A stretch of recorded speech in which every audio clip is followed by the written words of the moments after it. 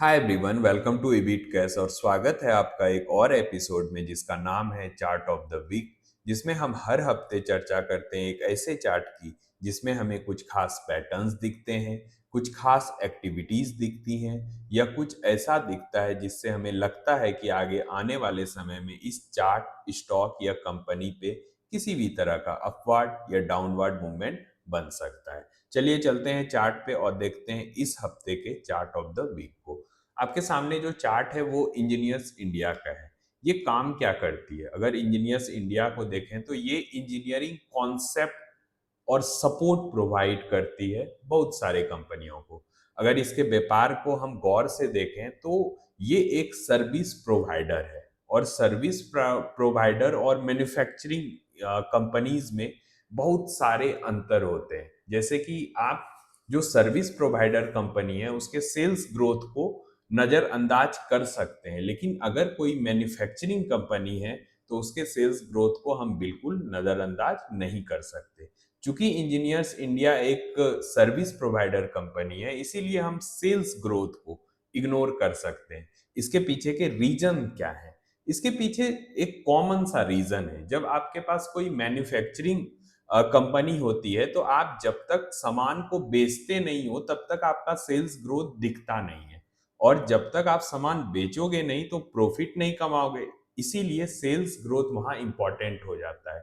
लेकिन service provider companies में क्या होता है कि अगर आपकी सर्विसेज कोई भी कंपनी यूज कर रही है तो उसके मेंटेनेंस से जो आपको इनकम आ रहा है, जो कॉन्सेप्ट आपने एक बार बेचा उसको वो मल्टी टाइम तो पे नहीं करेगा, लेकिन जब वो उस सर्विसेज को यूज कर रहा होगा लंबे समय तक तो उसे टाइम टू टाइम मेंटेनेंस की जरूरत पड़ेगी, बैक ऑफिस की जरूरत पड़ेगी। इसके कारण से जब आप किसी भी कंपनी को एक प्रोडक्ट बेचते हो तो वो सेल्स में तो एक ही बार दिखता है, लेकिन आपको उससे मल्टीपल टाइम इनकम आता है, टाइम टू टाइम इनकम आते रहता है। इसीलिए सेल्स ग्रोथ को हम लोग सर्विस प्रोवाइडर कंपनी में इग्नोर कर सकते हैं। अब आते हैं इसके टेक्निकल्स पे। इंजीनियरिंग इंडिया के टेक्निकल्स को अगर देखें तो यहाँ पे हमें चार्ट पर क्या क्या चीजें दिख रही है। तो सबसे पहला दिख रहा है कि एक कंसोलिडेशन जो एक करेक्शन के बाद शुरू हुई थी, जब लगभग 19 अगस्त 2024 के आसपास का वो दिन है जब से ये कंसोलिडेशन शुरू हुआ, जो अब कंप्लीट होता दिख रहा है और एक बड़े कैंडल से, स्ट्रॉन्ग कैंडल से इस हफ्ते इस चार्ट पर ब्रेकआउट आया है। और अगर नीचे देखें तो नीचे हमें इसमें वॉल्यूम बार भी अच्छा दिखता है। नीचे अगर वॉल्यूम को देखें तो वॉल्यूम बार भी हमें अच्छा दिखता है। ये दो संकेत हमें बता रहे हैं कि यहाँ किसी न किसी तरह की एक्टिविटीज हुई है और आगे आने वाले समय में इसकी अर्निंग्स भी आने वाली है। यानी 29 में एक डेट था लेकिन उसमें आया नहीं अभी मेरे ख्याल से, क्योंकि मार्केट बंद है। तो 2 3 4 दिनों में अगले इसकी अर्निंग्स भी आएगी, जो मेरे हिसाब से एक्सपेक्टेशन से अच्छी होनी चाहिए, क्योंकि जिस तरह से कंपनियां ग्रो कर रही हैं और जिस तरह से ये कंपनी उसे अपना कॉन्सेप्ट या सर्विस प्रोवाइड कर रही है, तो किसी भी तरह का रिजल्ट में खराब इम्पैक्ट आता हुआ दिखता नहीं है।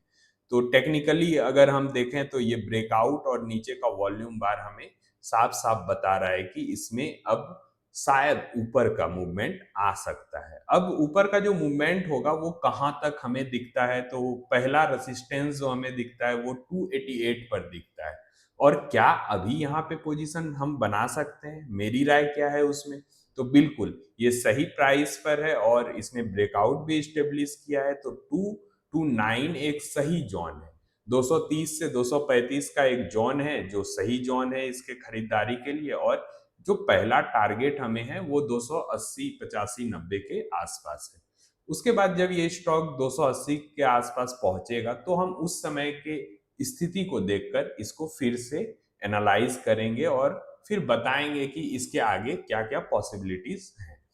चलिए, तो ये पूरा टेक्निकल और फंडामेंटल एनालिसिस था इंजीनियरिंग इंडिया का। हमेशा की तरह एक राय कि अगर आपको इसमें किसी भी तरह का ट्रेडिंग या इन्वेस्टिंग बेट बनाना है तो आप अपने फाइनेंशियल एडवाइजर की राय जरूर ले लें। मिलते हैं अगले वीक इसी तरह के चार्ट ऑफ द वीक के साथ। तब तक के लिए सारे लोगों को बाय।